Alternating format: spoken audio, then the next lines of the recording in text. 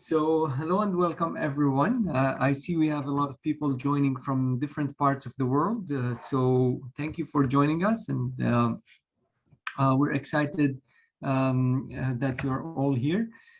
Today's webinar is about strengthening concrete structures using FRP polymer straps. It is prepared and presented by Dr. Girish Narayan. He is our senior designer and researcher at SF Canada.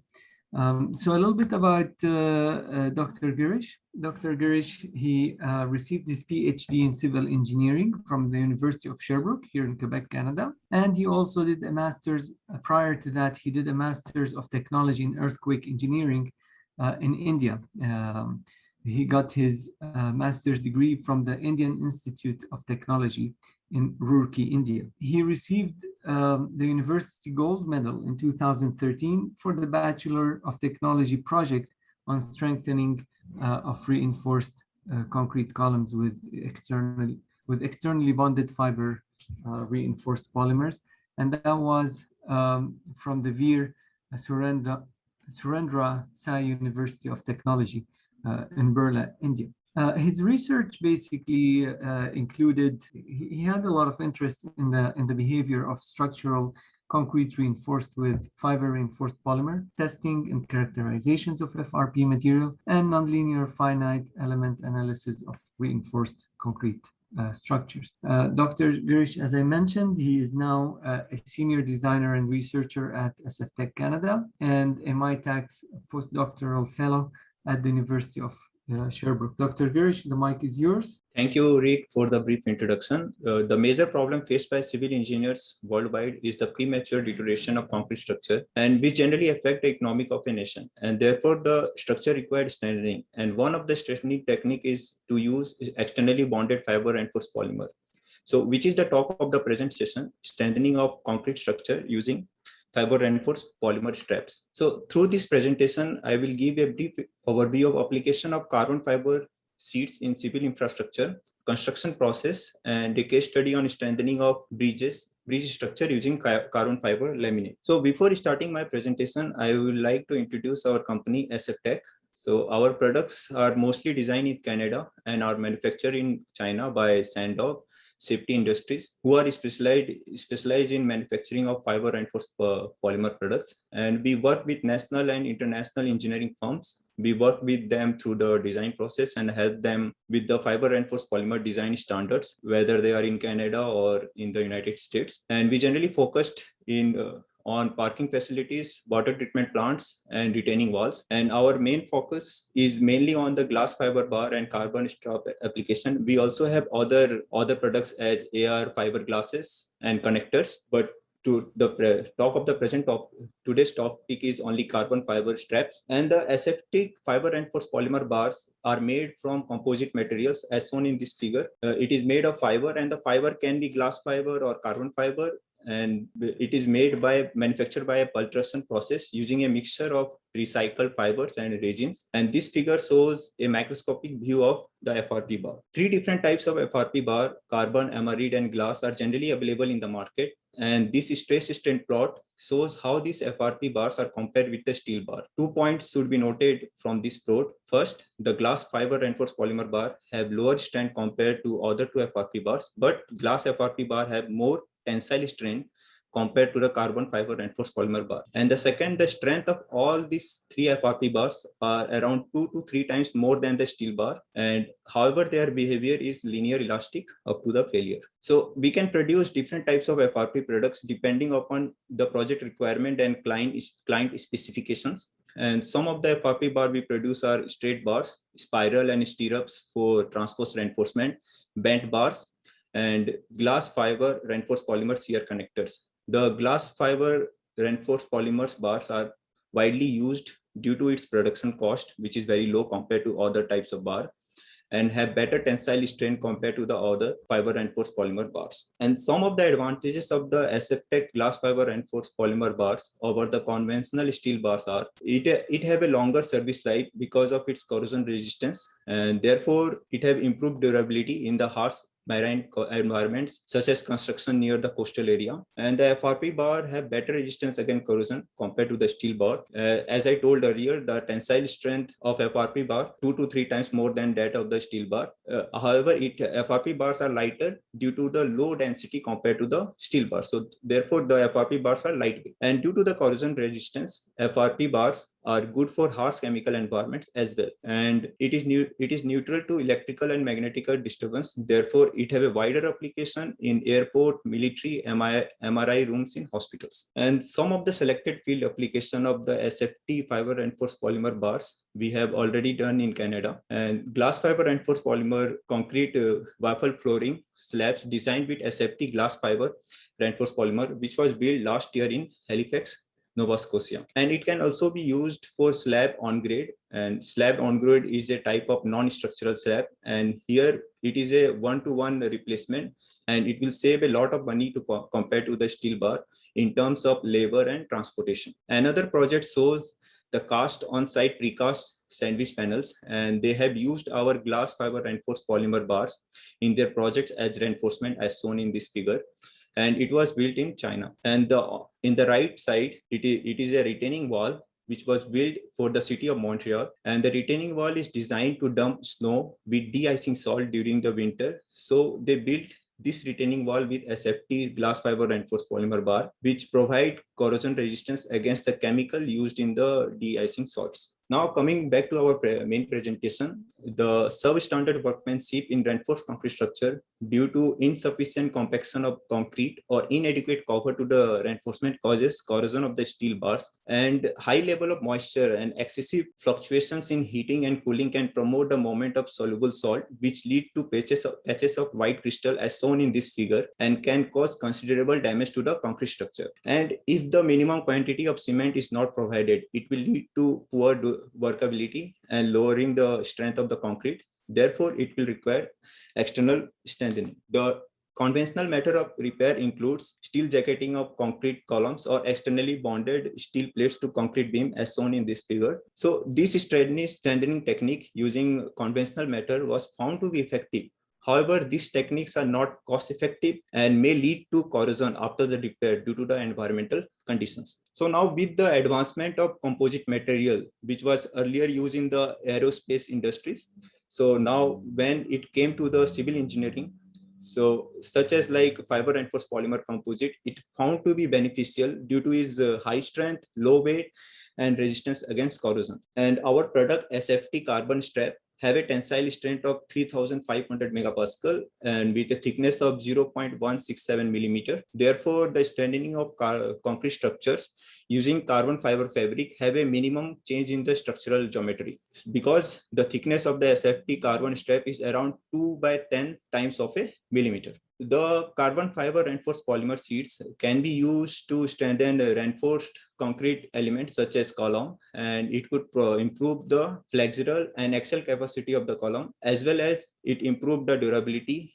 by increasing its service life. As I told earlier, the carbon fibers are corrosion resistant, so it can improve its service life. And the following load displacement plot show the comparison of non-strengthened column with the FRP strengthened column. The envelope curve shows that the comparison indicate that the FRP sheet increased both shear resistance as well as ductility of the reinforced concrete column. As we can see, the strength of the non-strengthened column was around 200 kilonewton, and which was in case of FRP wrapped column, it was more than 300 kilonewton. And as well as the ultimate displacement reached by the column strengthened with FRP was much higher than the non-strengthened column. The carbon fiber reinforced polymer sheets can be also used to strengthen reinforced concrete beams, both in either in the shear or in the flexural. So ideally, these are used for the shear strengthening of RC beams and can be strengthened in shear by providing a full wrap around the beam section or three-sided wrap for a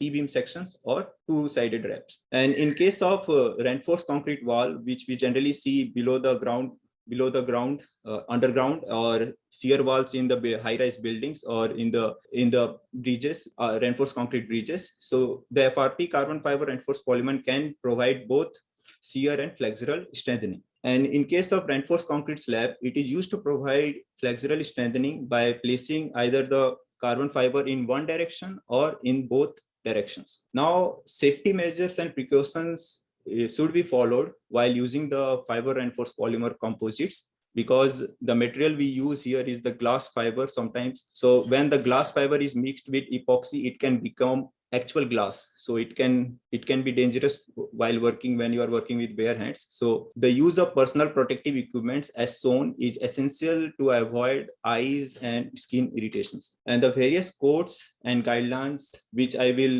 give a reference of various codes and guidelines at the end of this presentation. So some codes like ACI 562, which is used to evaluate the performance, the structural performance, or do an inspection or seismic evaluation of a structure. So once the evaluations of the structure is done, so like you can see here, this structure, the cover have completely spelled off and bars are already corroded. So this kind of structure can be repaired. So the construction process of repairing is followed as by cleaning the surface or removing the oil or dust from the surface, then filling the cracks with grouts. And once the surface is free of oil and dust and it has been grouted, then the epoxy adhesive are applied on the clean surface as shown here. The epoxy adhesive are applied using a roller, and then FRP, which was followed by the application of carbon fiber sheet using a roller. The applied carbon fiber sheet is covered with a grout to provide a protective layer or resistance against the fire. Now it is important to know the economic effectiveness of FRP rebars. A study was conducted which compared the economic and technical effectiveness of fiber reinforced polymer and conventional repair for a T-beam section as shown here. This was the T-beam section which was under study, and only 60 feet length was considered for this T-beam, and the T-beam section for repair was this one. And two scenario were considered which analyzed the future worth of both conventional and surface bounded fiber reinforced polymer technology and it was considered for a design life of 30 years. And in scenario 1, if I am talking about the conventional repair, was designed for a service life of 15 years and should be repaired again after 15 years. So it will repair 2 times. And in case of scenario 2, the conventional repair had a design life of 20 years and will be allowed to degrade after the 20 years, and it will be after the completion of the 30 years, it will be either replaced or repaired.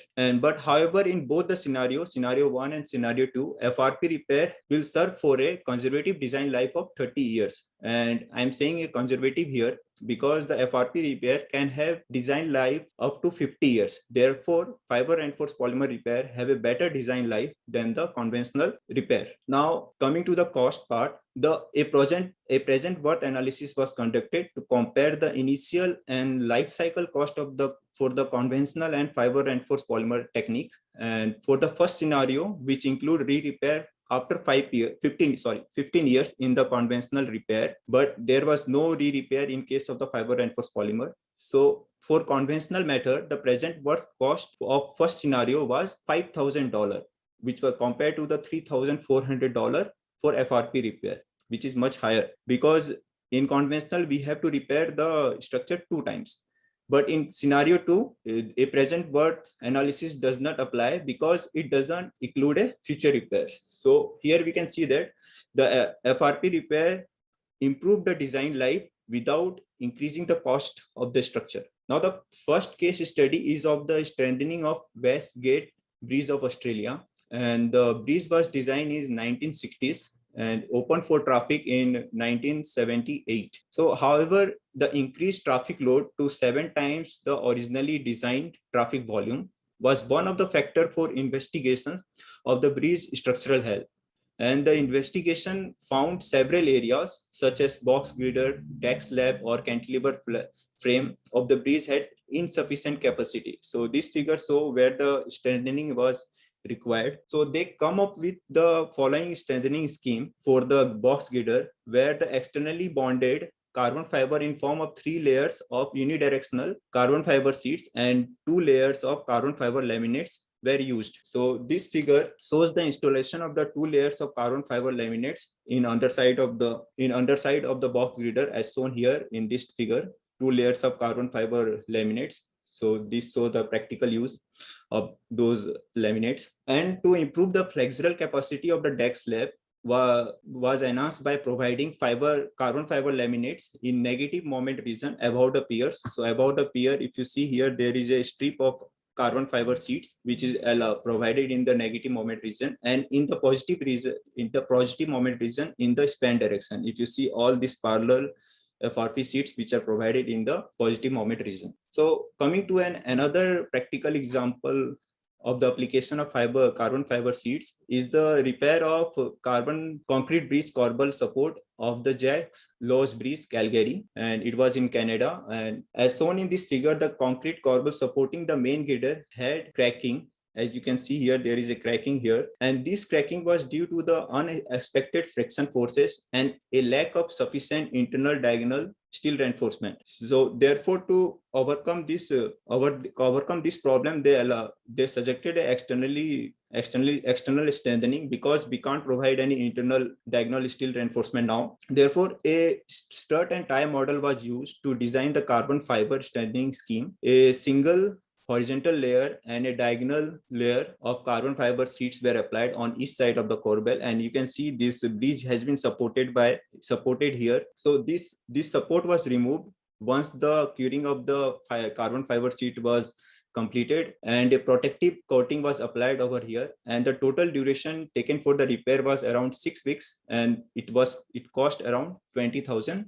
Now coming to the conclusion part, due to the low weight to high strength ratio and the minimum change in the structural geometry, the use of fiber reinforced polymer composites in strengthening have advantages over conventional steel plates. The fiber reinforced polymer composites are corrosion resistant, which improves service life of the structure and concurrently reducing the maintenance cost. And the case study demonstrate a successful reparation of the reinforced concrete bridges. Therefore, the carbon fiber has a bright future as a strengthening material, and which is available at SFT as SFT carbon fibers. You can go through the more details about the SFT carbon strap by going to www.sft.ca. And these are the list of the North American design codes and guidelines for externally bonded fiber reinforced polymer system for strengthening of concrete structures. So this code